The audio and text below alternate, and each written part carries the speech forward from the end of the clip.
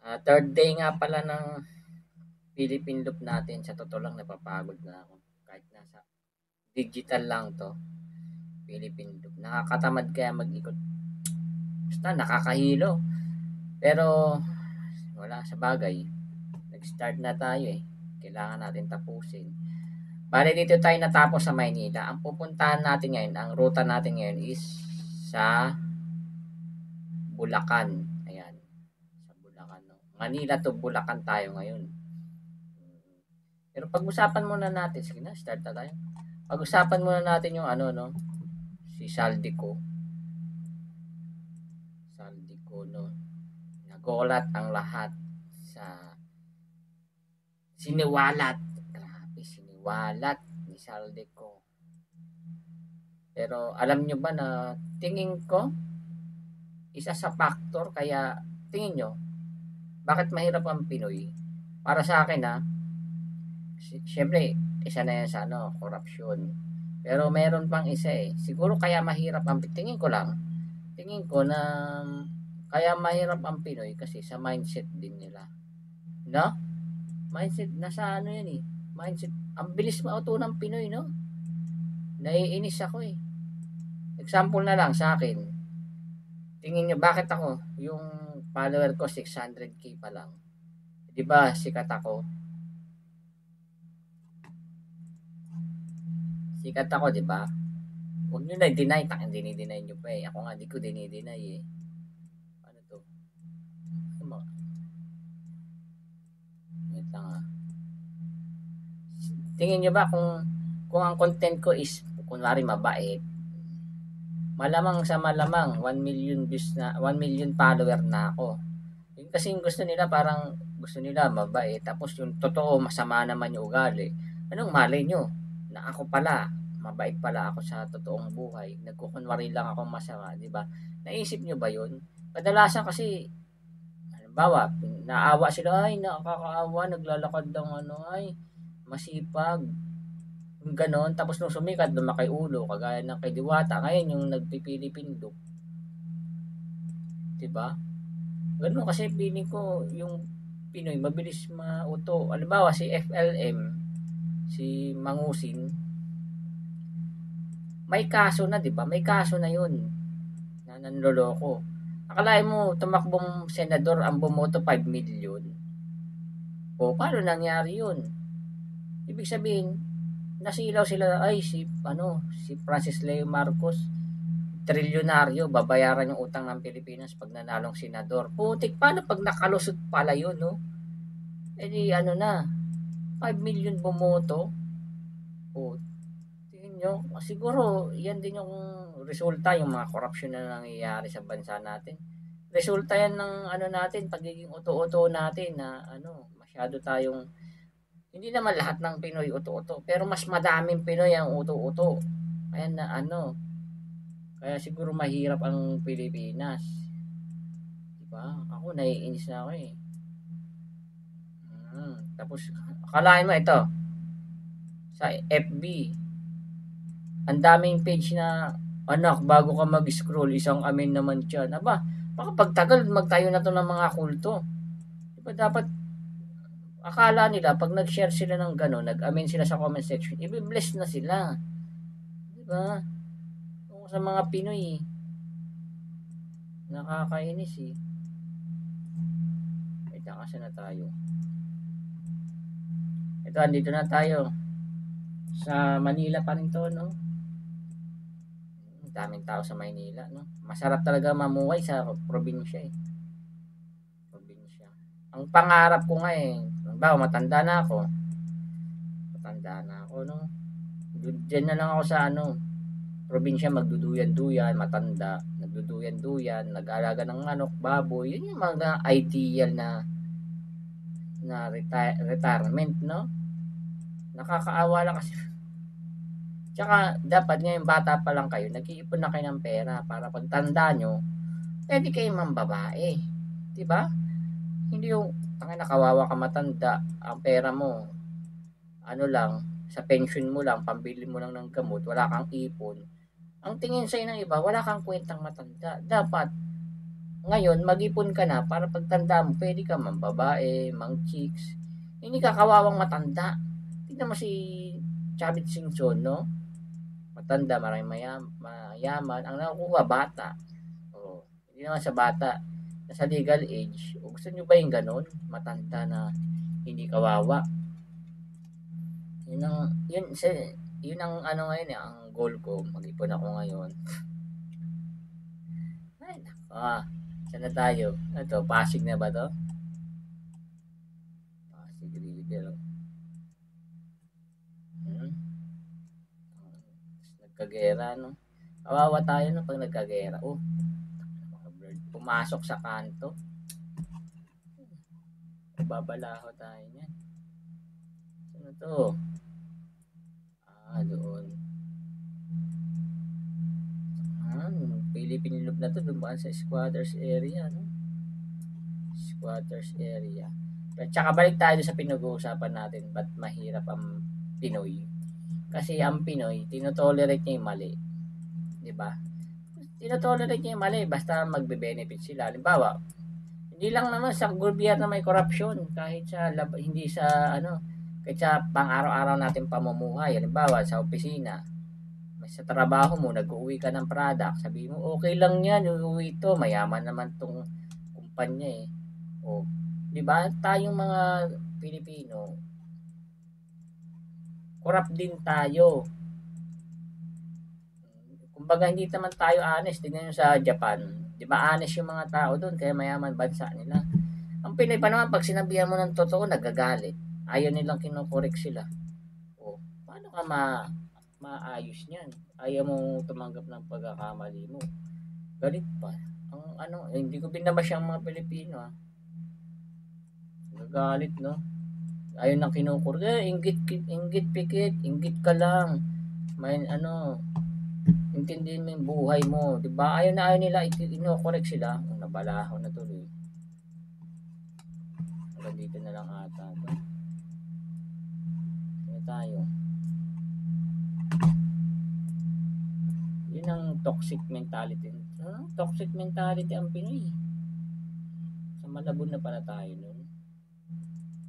Caloocan. Ang ipagmamalaki lang natin sa ibang bansa is hospitality. Yun lang. Diba? Ito lang, madali mauto. Pag may pera ka, sasambahin ka. Iba tingin ng tao pag may pera. Diba? Tayo sa Skyway. Ulain mo, no? Si Marcos. Sabi pag naging pangulo, babayaran yung utang ng Pilipinas kasi daw maraming gold. Anong yan? Binenta yung gold. Nabayaran ba? Lumaki pa utang ng Pilipinas. Ba sa inyo? Kahit na sinong presidente pa mamuno dyan, kung ganyan at ganyan ang mindset natin, hindi tayo aasenso.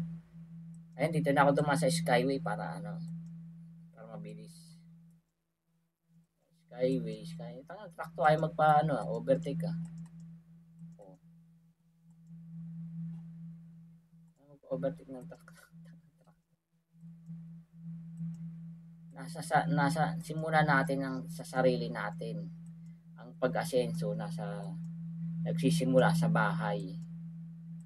Tsaka hindi ba kayo nagtataka bakit tayo nasakop ng Spanish ng 300 years?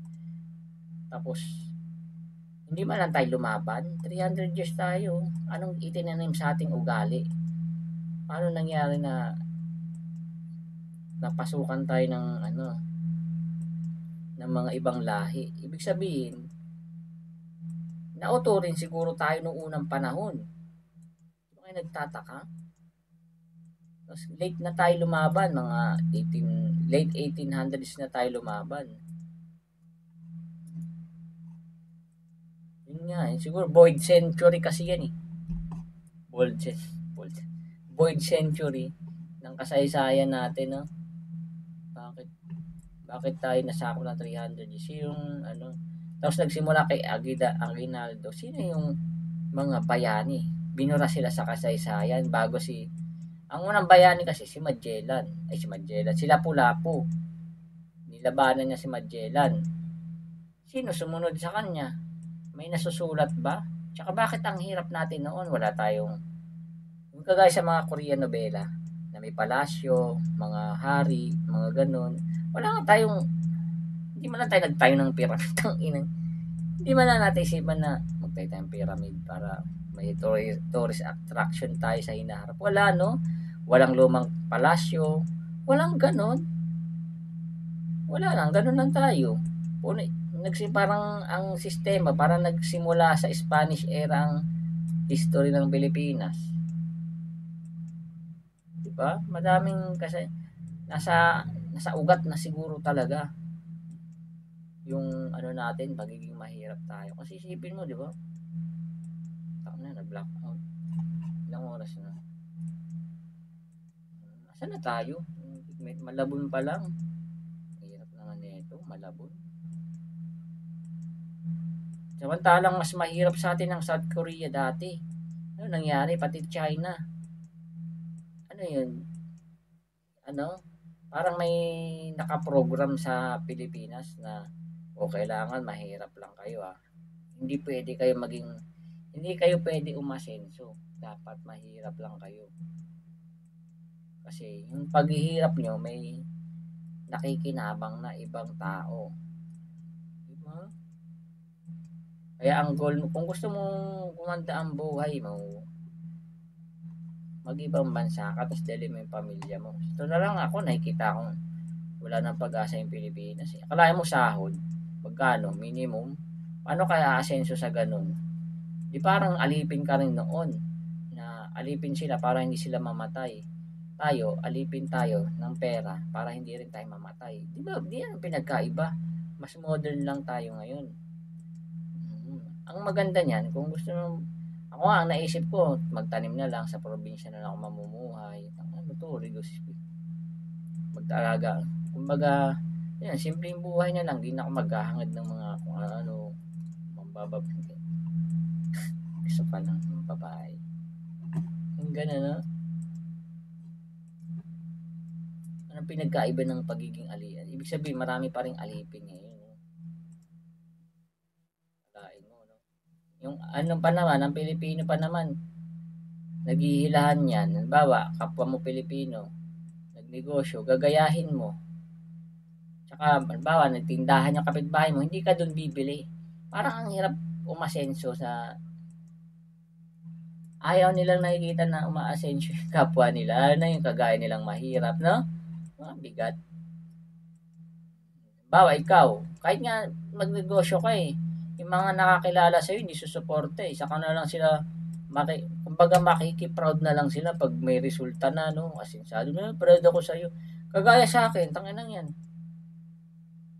Ako, sinishare ko dati ang content ko dati sa mga ano ko, hindi naman nila pinapanood, konti lang. May mga classmate ako, yung mga konti as in, konti. Classmate ko, nanonood, nakikita ko, nagko-comment, yung katrabaho ko. Tapos nung may resulta na, nung medyo nakikilala na ako, viral na, biglang nag-chat po na, nakaka-proud ka boss. Nakaka-proud ka naman, Lerio. Proud yung section namin sa'yo. Tangin yun. Yun yung pinakitaan ng ano Diba? Tsaka ka lang nila susuportahan pag may resulta na. Para, kumbaga proud na lang sila sa'yo. Pero yung process, kung paano ka naging, let's say na masenso, wala naman sila. Ibang tao pa yung sumuporta sa'yo. Ganun ang ugali ng Pinoy. Mas gugustuhin nga natin suportahan ibang lahi kaysa kakalahi natin Diba? Ang toxic ng ganun. Ayoko na maging Pinoy. Gusto ko na lang maging Bisaya. Joke lang. Tapos, Amerikano, ay ibang lahi. Amerikano, ibang lahi. Ang taas ng tingin natin sa ibang lahi. Tapos sila naman, ang baba ng tingin sila sa atin. Ang bawa, mga African. Pag pumunta sa Pilipinas, akala mo kung sino. Diba? Mahirap lang din ang bansa nila. Kahit na ba ibang bansa na mahirap lang din. Pagpunta niyan dito, akala mo kung sino na sila. Tsaka, bakit dito sila nakakahanap ng opportunity? Uutuin lang yung Pinoy. Sabihin lang na, mahal ko ang Pilipinas. Nasa puso ko ang Pilipinas. Matatouch na agad tayo na yun. So, makapinoy pala siya. Proud to be Pinoy. Yung ganun. Naiinis ako sa ganun Tapos tayong mga Pinoy walang opportunity sa sarili nating bansa, kailangan pa natin pumunta sa iba, 'di ba? Ibang lahi tumulong sa Pinoy, na-touch, sariling kapwa Pilipino tumulong sa kababayan natin, wala lang. Oh, kagaya na lang ng ano, yung foreigner na tumutulong sa mga pulubi, nagpa-poverty porn, tapos nag-promote ng sugal, ganun yung pinasikat nyo. Oh, 'di ba? Ginatasan lang kayo. Tapos nung may ano na, nag-promote ng sugal, nilugmok kayo. Oh, sabihin nyo na ano, nagrarant lang ako dito eh. 'Di ba pagkatapos pasikatin kasi ibang lahi, maka-Pinoy, tapos magpo-promote ng sugal, paano yun? Oh, binigyan nyo ng chance, ano sana ba ako? QC na pala ako. Tingin nyo deserve yun? Mga Pilipino talaga, kaya nadidisappoint ako eh. Kaya wala akong tiwala eh. Kaya ang chance na lang natin na masenso, gumanda ang buhay natin, umalis dito. 'Di ba? Paano ka nga naman aasenso kung kapwa mo mismo ang hihila sa'yo? 'Di ba? Ang hirap ng opportunity dito. Opportunity. Sana ako. QC na ako. Nakakadaan na ata ako dito eh. Sa totoong buhay. Malapit na tayo. Danau Avenue. QC. Mabilis na lang to. Paano ba sumikat sila Ice Speed, no? Sila Sky Senat. Isa pa yan, mga namatay. Racer. No? Ang lakas sumigaw na, racist, mga ganyan. Tapos sila rin naman number one na ganun. Sinasaktan nila mga Asian sa bansa nila. Di ba? Hirap talaga eh, no? Wala akong tiwala sa mga tao ngayon, kahit sinong tao. Mga ipokrito, madaming taong ipokrito eh. Ipokrito, no? Kunwari, concern. Halimbawa, sa isang vlogger, kunwari, concern siya. Yung pala, kapakanan lang din naman niya inuuna nila. Kaya dapat huwag kayong masyadong may idolo, lalo na yung mga nagpapakita ng kabutihan ko, no? Kaya ako hindi ako nagpapakita ng kabutihan para halimbawa may nagawa akong hindi maganda, hindi kayo nade-disappoint kasi alam niyo na nagganon ako. Hindi ako na ano eh, pinakitaan ko na kayo ng pangit. Eh di pag nakakita kayo ng pangit sa akin, tangina, paano pumasok yung kotse doon? Hindi na kayo nagugulat, ah. Ganyan talaga si Boss Liam sa mga ugali niya, di ba? O, sabi ko nga sa inyo, at least aware na kayo. Ano ba? Dire-diretso, no? Sana ako? QC, lock pala ng QC. Napagilid na tayo umandar. Maharlika highway na tayo. Takot ako mag-drive dito pag gabi. Alam niyo ba nung pumunta, may meeting. Sabi, naligaw ako sa ano, sa EDSA. Akalain mo hindi ka palabas na makaka-U-turn kasi may nakaarang sa gitna. Kailangan mo muna, doon ka mismo sa gilid. Ang hirap ng, ang usapan namin, alas 4 nakarating kami, alas 7 oh. Nalilito kasi. Bago lang kasi ako nag-drive eh. Sa YouTube lang ako nag-tutorial, hindi ako nag-ano. Hindi ako tawag dito, nag, yung school, yung driving school. Kasi naglalaro naman ako ng Need for Speed tsaka GTA. Sabihin, alam ko na mag-drive. Muntik pa nga akong mabangga sa barrier dito. Ang dilim kasi, labo ng mata ko. Yun na guys, malapit na tayo.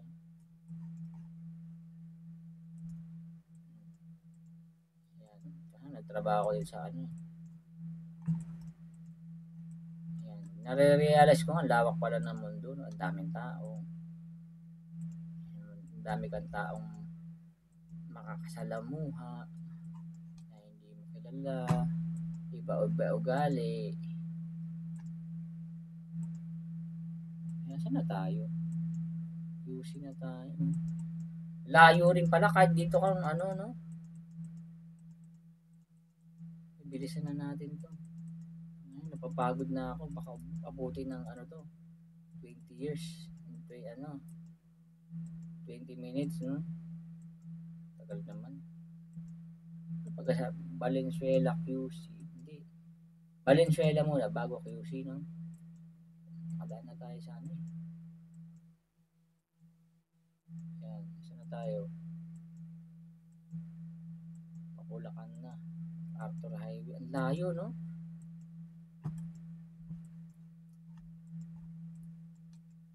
Layo, grabe.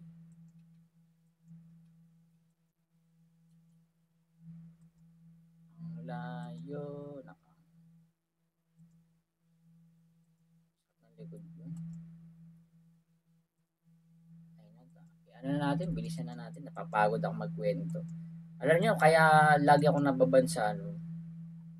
Hindi, kasi ang gamit ko kasi, alam nyo, yung pagiging dark humor kasi ang humor ko eh.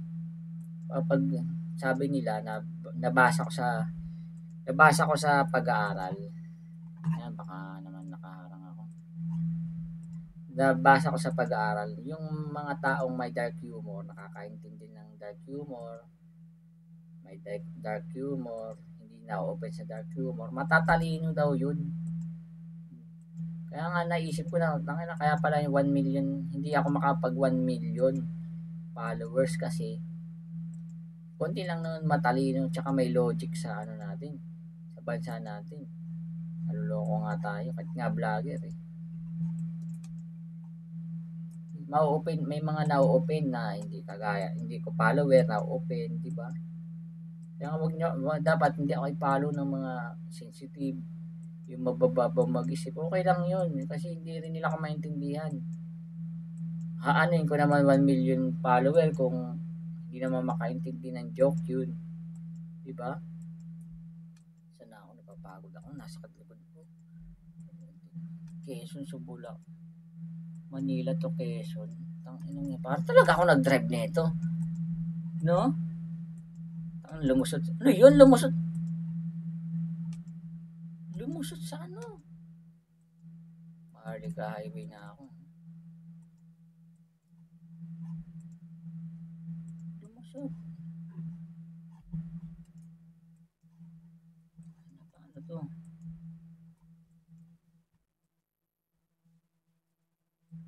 Lumusot sa ano wala. Sa footbridge. Gago. Traffic kasi dito eh. Motor oh.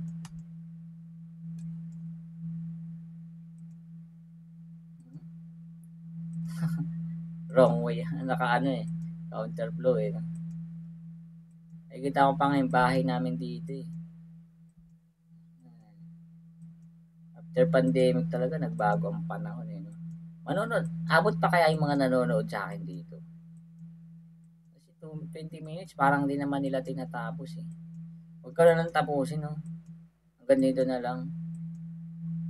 Hanggang dito na lang.